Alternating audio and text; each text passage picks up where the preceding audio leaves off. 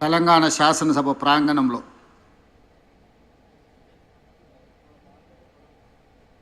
Congress party Shri Rahul Gandhi గారు, శ్రీమతి సోనియా గాంధీ గారు ఇచ్చిన మాట ప్రకారం తెలంగాణ రైతాంగానికి 2 లక్షల రూపాయల రుణమాఫీ చేసి వ్యవసాయం దండుగ కాదు, వ్యవసాయం పండుగ అని నిరూపించడానికి చేస్తున్న ప్రయత్నంలో భాగంగా మలి విడత 1,50,000 రూపాయల వరకు రుణమాఫీ కార్యక్రమాన్ని ఈరోజు ఈ ప్రాంగణంలో మనం ఏర్పాటు చేసుకోవడం జరిగింది. ఈ కార్యక్రమంలో శాసన మండలి చైర్మన్ పెద్దలు సుఖేందర్ రెడ్డి గారు, శాసనసభ స్పీకర్ శ్రీ గడ్డం ప్రసాద్ కుమార్ గారు, ఉప ముఖ్యమంత్రి వర్యులు బట్టి విక్రమార్క గారు, వ్యవసాయ శాఖ మంత్రివర్యులు తుమ్మల నాగేశ్వరరావు గారు, సహచర మంత్రివర్గ సభ్యులు, శాసన మండలి సభ్యులు, శాసనసభ్యులు, ప్రభుత్వ ప్రత్యేక సలహాదారు పెద్దలు కేశవరావు గారు, మీడియా మిత్రులు, వివిధ నియోజకవర్గాల నుంచి ఇక్కడికి విచ్చేసిన రైతాంగానికి అందరికీ కూడా మనస్ఫూర్తిగా ధన్యవాదాలు తెలియజేస్తున్నా. మిత్రులారా, ఈరోజు ఈ కార్యక్రమం మాకందరికీ తెలంగాణలో ఉన్న లక్షలాది మంది రైతుల ఇళ్లలో పండగ జరుగుతుంటే ఈ కార్యక్రమంలో భాగస్వాములు అవ్వడం మా జన్మ ధన్యమైంది అని చెప్పి మా సహచరులందరం మేమందరం భావిస్తున్నాం. ఈరోజు ఈ కార్యక్రమంలో పార్టీలకు అతీతంగా రైతుల యొక్క సంక్షేమాన్ని ఆకాంక్షించే శాసనసభ్యులు సిపిఐ నుంచి, భారతీయ జనతా పార్టీ నుంచి కూడా శాసనసభ్యులు ఇందులో పాల్గొని ఈ కార్యక్రమం పార్టీలకు అతీతంగా రాజకీయ ప్రయోజనం కాదు, రైతు ప్రయోజనమే ముఖ్యమని చెప్పి విజ్ఞత ప్రదర్శించి ఇందులో పాల్గొన్నందుకు వాళ్ళందరిని కూడా మనస్ఫూర్తిగా నేను అభినందిస్తున్నా. ఈరోజు దేశంలో కార్పొరేట్ కంపెనీల యజమానులు వేలాది లక్షలాది కోట్ల రూపాయలు బ్యాంకుల ద్వారా అప్పులు పొంది వ్యాపారాలలో నష్టం వచ్చిందని చెప్పి లేదా తప్పుడు లెక్కలు చూపించి లక్షలాది కోట్ల రూపాయలు బ్యాంకులకు ఎగవేసి ఈ దేశాన్ని వదిలి పారిపోతున్నారు. వాళ్ళు బ్యాంకుల దగ్గర తీసుకుంటున్న అప్పులు ఒక రకంగా బ్యాంకులను మోసగించాలన్న ఉద్దేశంతో తీసుకొని ఆ కంపెనీలు దివాలా తీసినాయని చెప్పి బ్యాంకులను మభ్యపెట్టి దాదాపుగా 14 లక్షల కోట్ల రూపాయలు 10 సంవత్సరాలలో బ్యాంకులకు కార్పొరేట్ వ్యాపార సంస్థలు ఎగవేయడం జరిగింది. కానీ రైతు ఈ దేశంలో ఏ మూలన ఉన్నా, అది హర్యానా కావచ్చు, పంజాబ్ కావచ్చు, లేదా మహారాష్ట్ర కావచ్చు, తెలంగాణ కావచ్చు, తెలంగాణలో నిజామాబాద్ కావచ్చు, మహబూబాబాద్ కావచ్చు, లేకపోతే మహబూబ్ నగర్ కావచ్చు, రైతు 10 మందికి సహాయపడడానికి, 10 మందికి పట్టెడు అన్నం పెట్టడానికి, తన అప్పుల పాలైనా సరే తన వృత్తిని మానొద్దు, 10 మందికి ప్రయోజనం చేకూరాలి అని చెప్పి క్రాప్ లోన్ తీసుకొని వచ్చి పెట్టుబడిగా పెట్టి పంటలు పండిస్తే ఆ పంటలకు సరైన గిట్టుబాటు ధర రాకపోవడమో, పంట ఆశించిన మేరకు ఉత్పత్తి జరగకపోవడమో, వివిధ కారణాల చేత రైతు నష్టపోయి బ్యాంకులో పన్నులు తెచ్చుకున్న అప్పులు చెల్లించలేక, బ్యాంకుల్లో తెచ్చుకోలేని వాళ్ళు ప్రైవేటు వ్యక్తుల చేత అత్యధిక మిత్తితో తెచ్చుకొని వాళ్లకు చెల్లించలేక అప్పులవాడు ఇంటి ముందుకు వస్తే కుటుంబ సభ్యుల ముందు భార్య బిడ్డల ముందు ఆత్మగౌరవం దెబ్బతిని ఏ సొంత పొలంలో సిరులు బండాలి అని ఆలోచన చేసినరో అదే సొంత పొలంలో పురుగుల మందు తాగి ఆత్మహత్యలు జరుగుతున్న విషాదకరమైన సంఘటనలు ఎన్నో మనం చూస్తున్నాం. అందుకే మే 6, 2022 నాడు వరంగల్ ఆర్ట్స్ కాలేజ్ మైదానంలో మా నాయకుడు రాహుల్ గాంధీ గారి సమక్షంలో వరంగల్ రైతు డిక్లరేషన్ పేరు మీద ఏ రైతు కుటుంబంలో విషాదం ఉండకూడదు, వ్యవసాయం చేసే ప్రతి రైతు ఆనందంలో ఉండాలి, ఆర్థిక సంక్షోభంలో కూరుకుపోకూడదు, వాళ్ళను ఆదుకోవాలన్న లక్ష్యంతో 2 లక్షల రూపాయల రైతు రుణమాఫీ చేస్తామని ఆనాడు ఓరుగల్లు గడ్డ మీద నుంచే లక్షలాది తెలంగాణ రైతాంగానికి మాట ఇవ్వడం జరిగింది. రైతు డిక్లరేషన్లో మేము మాట్లాడిన అంశాలను చాలామంది టీవీల ముందు పేపర్ల ముందు అవహేళన చేస్తూ ఈ దేశంలో ఎవరూ చేయలేదు, తెలంగాణ రాష్ట్రంలో గత ప్రభుత్వం 2014లో 1 లక్ష రూపాయల రుణమాఫీ చేస్తా అని మొదటి విడత కాదు 5 సంవత్సరాలు 60 నెలలు 4 విడతల్లో చేసి చివరికి అసలు కంటే మిత్తి ఎక్కువై రైతుకు ఇచ్చిన 1 లక్ష రూపాయల రుణమాఫీ కూడా మిత్తిలకే సరిపోయి అసలు బకాయి అట్లనే ఉండే విధంగా ఆనాటి పరిస్థితులు. ఆనాడు ధనిక రాష్ట్రానికి నిధుల కొరత లేకపోయినా ఆ రోజు రైతులకు న్యాయం జరగలేదు. మళ్ళీ రెండవసారి కూడా అదే వాగ్దానంతో ముందుకొచ్చి రుణమాఫీ చేస్తాం 1 లక్ష రూపాయలు అని చెప్పి అంచనాలు 19,000 కోట్లకేసి చివరికి 12,000 కోట్ల రూపాయలే రెండవసారి కూడా 4 విడతలలో చెల్లించి 7,000 కోట్ల రూపాయలు మొండి బకాయిలుగా రైతుల నెత్తి మీద అట్లనే వదిలేసి గత ప్రభుత్వము బాధ్యత నుంచి తప్పించుకున్నది.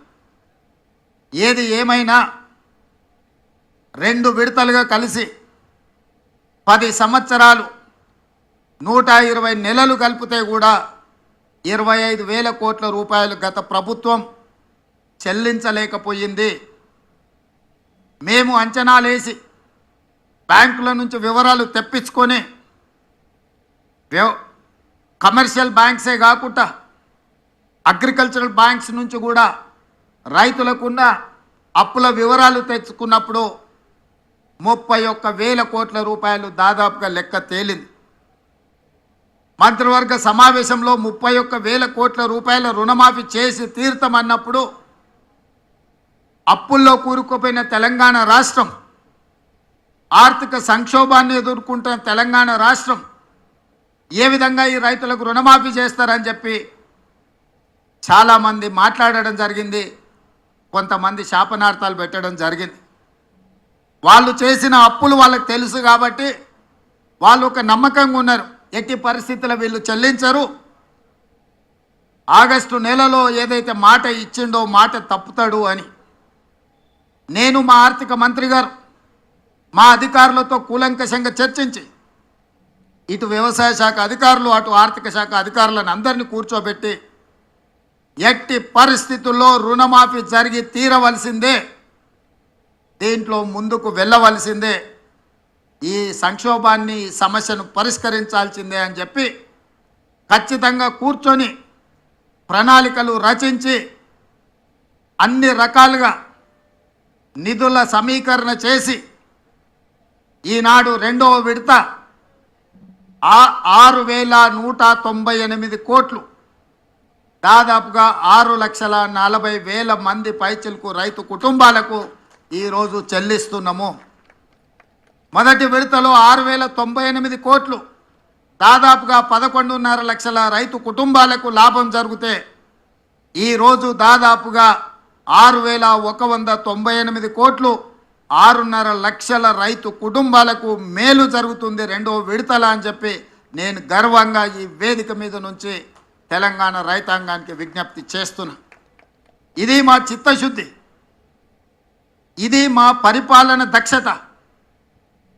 కాంగ్రెస్ పార్టీ గురించి ఒక మాటలో చెప్పాలి అని అంటే పండిత్ జవహర్లాల్ నెహ్రూ గారి నుంచి మొదలు పెడితే లాల్ బహదూర్ శాస్త్రి వరకు దేశ భద్రత, ఆహార భద్రతకు అత్యంత ప్రాధాన్యత ఇచ్చినాం. అందుకే ఆనాడు జై జవాన్ జై కిసాన్ అనే నినాదంతో కాంగ్రెస్ పార్టీ ప్రజల దగ్గరికి వెళ్ళింది. జవహర్లాల్ నెహ్రూ గారు హరిత విప్లవాన్ని తీసుకొస్తే లాల్ బహదూర్ శాస్త్రి గారు ఆహార భద్రతకు సంబంధించిన నిర్ణయాలు తీసుకున్నారు. ఆనాడు బాక్రానంగల్ డ్యామ్ నుంచి మొదలు పెడితే ఈనాడు నల్గొండ జిల్లాలో ఉన్న నాగార్జున సాగర్ వరకు ఆనాడు పండిత్ జవహర్లాల్ నెహ్రూ గారు ప్రధానమంత్రిగా తొలినాళ్లలోనే వ్యవసాయ రైతుల యొక్క కష్టాలను గుర్తించి బీడులుగా మారి ఎడారులుగా ఉన్న ఈ దేశాన్ని పచ్చని పైరులతో తీర్చిదిద్దాలి అని చెప్పి సాగునీటి ప్రాజెక్టులను నిర్మించి రైతులను ఆదుకోవడం జరిగింది. వారి వారసులుగా శ్రీమతి ఇందిరాగాంధీ గారు పేదలకు అప్పు పుట్టాలి అని అంటే పెద్ద పెద్ద వ్యక్తుల దగ్గర అప్పులు తెచ్చి బానిసలుగా మారుతుంటే బ్యాంకుల పేరు మీద ప్రైవేటు వ్యక్తుల చేతుల్లో ఆర్థిక వ్యవస్థ మొత్తం బందీ అయి ఉంటే బ్యాంకులను జాతీయీకరణ చేసి పేద రైతాంగానికి తక్కువ వడ్డీలతో రుణాలు ఇచ్చే విధంగా శ్రీమతి ఇందిరాగాంధీ గారు బ్యాంకుల జాతీయీకరణ చేసింది. ఆ తర్వాత అధికారంలోకి వచ్చిన కాంగ్రెస్ పార్టీ శ్రీమతి సోనియా గాంధీ గారు, శ్రీ మన్మోహన్ సింగ్ గారు ఆహార భద్రత చట్టాన్ని తీసుకొచ్చి ప్రతి పేదవాడి ఆకలి తీర్చాలి, రైతులకు ఉన్న అప్పులను తీర్చాలి అన్న ఆలోచనతోని 72,000 కోట్ల రూపాయలు ఏక మొత్తంలో ఈ దేశంలో రైతు రుణమాఫీ చేయడం ద్వారా రైతాంగం పట్ల కాంగ్రెస్ పార్టీకి ఉన్న చిత్తశుద్ధిని వారు నిరూపించుకున్నారు.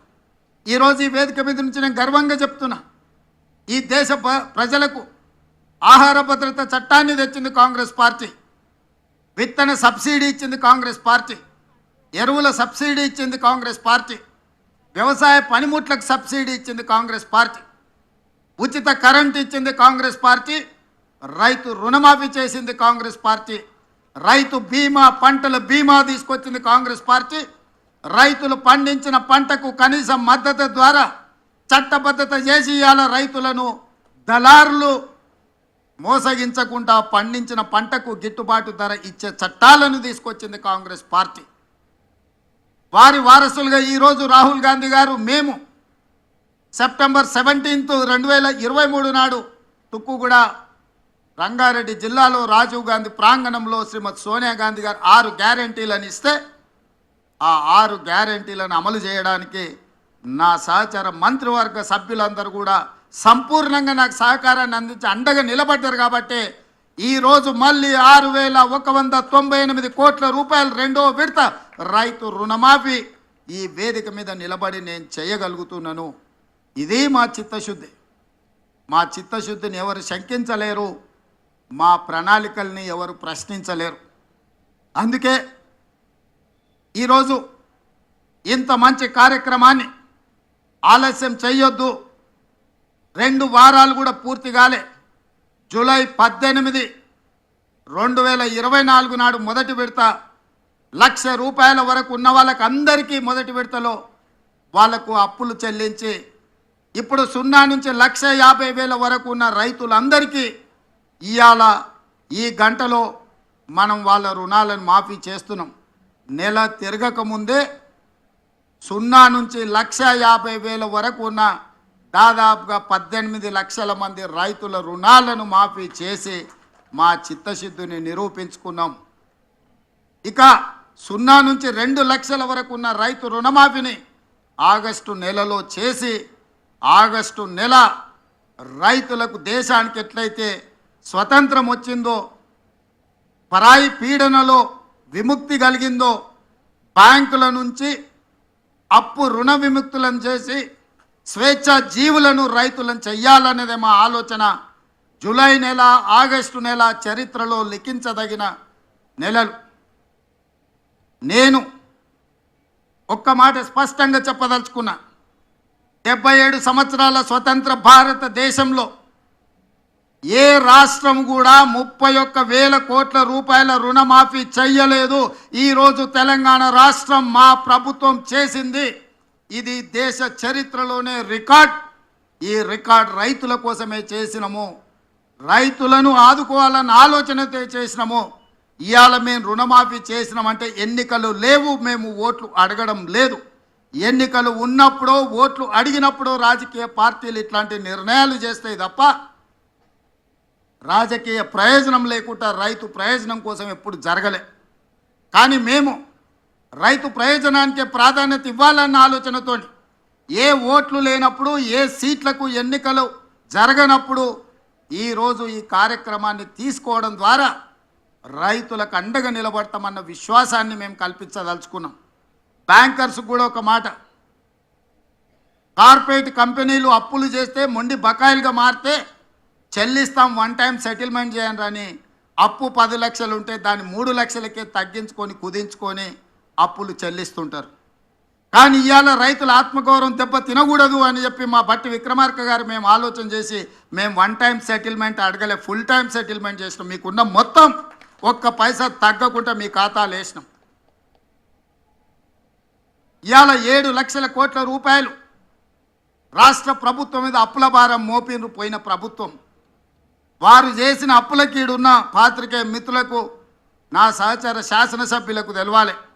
6 నెలల్లో మన ఆర్థిక మంత్రి బట్టి విక్రమార్క గారు పోయినాయన చేసిన అప్పులకు 43,000 కోట్ల రూపాయల మిత్తి కట్టిండయా.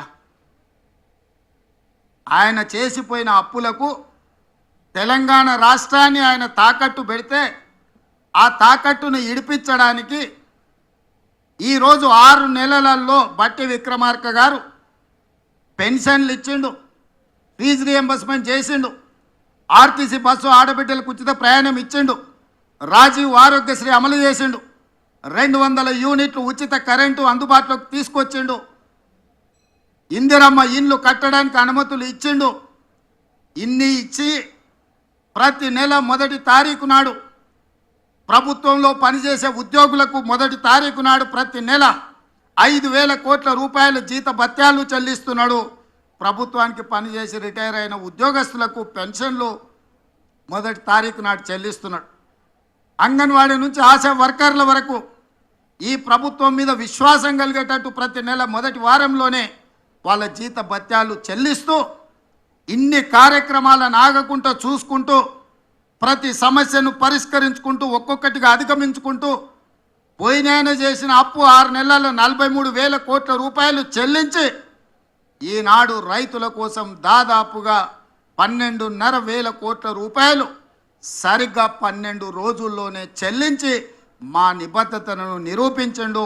మా ఆర్థిక మంత్రి గారిని, వారికి సహకరిస్తున్న వారి సిబ్బందిని మనస్ఫూర్తిగా నేను అభినందిస్తున్నా. వారందరూ సహకరించడం వల్లనే ఇంత గొప్ప కార్యక్రమం చేసే అవకాశం నాకు దక్కింది. అందుకే మిత్రులారా, ఇది ఒక గొప్ప కార్యక్రమం, జీవితకాలం మనకు గుర్తుండిపోయే ఒక తీపి జ్ఞాపకం. రైతాంగం ఆత్మగౌరవంతో తలెత్తుకునే కార్యక్రమం ఇది. అందుకే ఈ కార్యక్రమంలో పాల్గొన్న మీ అందరికీ, ఇక్కడికి వచ్చి ఇంత మంచి కార్యక్రమంలో పాల్గొని మమ్మల్ని ఆశీర్వదించినందుకు, అండగా నిలబడ్డందుకు మీకందరికీ మనస్ఫూర్తిగా కృతజ్ఞతలు తెలియజేస్తూ సెలవు తీసుకుంటున్న మిత్రులారా.